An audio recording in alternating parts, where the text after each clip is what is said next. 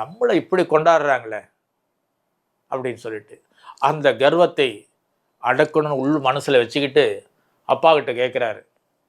கண்ணன் நந்தகோபன்கிட்ட கேட்குறாரு, அப்பா என்னப்பா ரொம்ப தடல் புடலாக ஏதோ விசேஷம் நடந்துட்டு இருக்கு, ஊரே கோலாகாலமாக இருக்கு, என்ன விசேஷம்? அது ஒன்றும் இல்லை மகனே, இது வருடா வருடம் கொண்டாடப்படுறது இந்திரனுக்கான விழா அப்படின்னு. இந்திரனுக்கா? அவனுக்கு எதுக்கு விழா பண்ணணும்? இல்லைப்பா, அவனுக்கு சின்ன பிள்ளை, அவனுக்கு தெரியாது அப்படின்னு சொல்ல உடனே அவர் சொல்கிறாரு, இல்லை, ஏன் செய்யணும்? இந்திரனால்தான் மழை பெய்கிறது, இந்திரனால்தான் வளம் வருகிறது, பயிர்கள் விளைகிறது, பசுக்கள் மேய்கிறது, பால் கறக்கிறது, இப்படின்னு நிறைய விஷயத்தை புரிய வைக்கிறார் அப்பா நந்தகோபன். இருந்தாலும் அந்த அறிவை, இந்த ஞான அறிவு மயங்கச் செய்து இந்திர விழா நிறுத்தப்படுகிறது. அப்போ சொல்றாரு கண்ணன், இந்த விழாவை நம் கோவர்தன மலைக்கு செய்வோம். இந்த கோவர்தன மலைதான் பசுக்களுக்கு, கோகுலுக்கு உணவை தருகிறது, புல்களை தருகிறது. இந்த கோவர்தனகிரி தான் நம்மளை வாழ வைக்கிறது அப்படின்னு சொல்லிட்டு உணர்த்துறார். அப்போ கோவர்தன மலைக்கே விழா கோலாகலமாக நடக்குது. கண்ணனுடைய லீலைன்றது எவ்வளோ சாதாரணமாக இல்லை, ஏதோ நம்ம பார்க்குற பொம்மை குழவு இல்லை அது. அப்படி விழாக்கள் நடக்க இந்திரனுக்கு கோபம் வர வருணனை ஏவி மழையை கொட்ட சொல்கிறார்.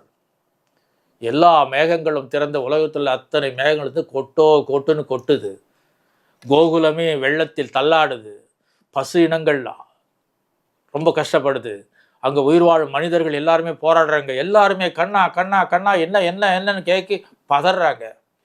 உடனே கவலைப்படாதீங்க அப்படி சொல்லிட்டு தனது ஒரு விரலால், சுண்டு விரலால் அந்த கோவர்தனமலை தூக்கி பிடிக்க லட்சக்கணக்கான ஆவினங்கள், லட்சக்கணக்கான மனிதர்கள் அத்தனை பேரும் அந்த குடையின், கோவர்தனமலை குடையாய் பிடித்தவன் அந்த குடைக்கு கீழ் இருந்து அத்தனை உயிர்களையும் காப்பாற்றி அங்கு அவனுடைய லீலையை காட்டுகிறான். இது ஏதோ ஒரு 60 வயசுன்னு நினச்சிடாதீங்க. அப்போ ஏறக்குறைய ஒரு 10 வயசு தான் இருக்கும் அந்த குழந்தைக்கு. அப்படிப்பட்ட லீலைகளை செய்து ஆச்சரியப்படுத்தி இந்திரனை வெட்கப்பட்டு மழையை நிறுத்தி வந்து சரண்டராகிறான். கண்ணா, என்னை மன்னிச்சிடு, நீ அந்த தேவாதி தேவன், தேவர்களுக்கான தேவனான நாராயணத்தை நான் புரிஞ்சுக்கிட்டேன். நீதான் கோவிந்தன், இந்த கோகுலத்தை வளர்ப்பவன், கோவினத்தை வளர்ப்பவன் அப்படின்னு சொல்லிட்டு முதலில் கோவிந்தா என்ற பட்டத்தை இந்திரன் கொடுத்தான் கண்ணனுக்கு. கோவிந்தா கோவிந்தா சொல்கிறேன் இல்லையா, அதுக்கு அர்த்தம் என்னன்னா, இந்திரன் கண்ணனுக்கு பட்டமாக கொடுத்தது.